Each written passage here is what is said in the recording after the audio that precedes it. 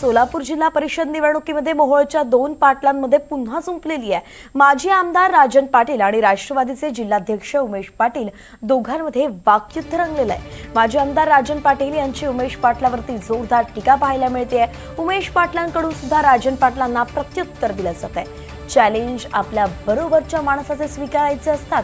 कोणाचेही चॅलेंज स्वीकारले तर लोक हसतील। कुस्ती पैलवानासोबत होते, अशांसोबत कुस्ती कशी काय होऊ शकते असं म्हणत राजन पाटील यांनी उमेश पाटलांवरती पलटवार केला।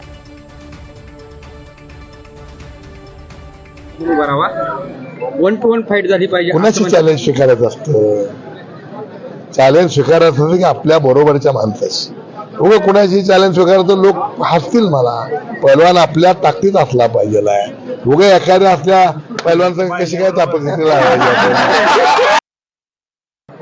राजन पाटलांचा एक डान्स केलेला व्हिडिओ आहे बघा। तो व्हिडिओ जरा पुन्हा एकदा तुमच्या चॅनलवर परत एकदा दाखवा, बरोबर आहे? त्यामुळं तशा पद्धतीने डान्स करणाऱ्या माणसांच्याकडनंच त्या पद्धतीची टाळी वाजू शकते।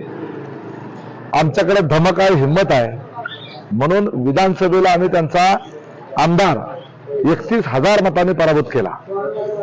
लढत ही पैलवानासोबत होते, बरोबर आहे? आणि उमेश पाटील यांना तेल लावलेला पैलवान हा त्यांच्या समोर आला, म्हणून त्यांचा विधानसभेमध्ये आम्ही पराभव करू शकलो।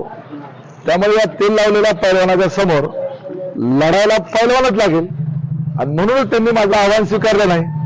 ते पैलवान नाहीयेत, ते काय आहेत त्यांनी टाळी वाजवून त्या ठिकाणी सगळ्यांसमोर दाखवून दिलं।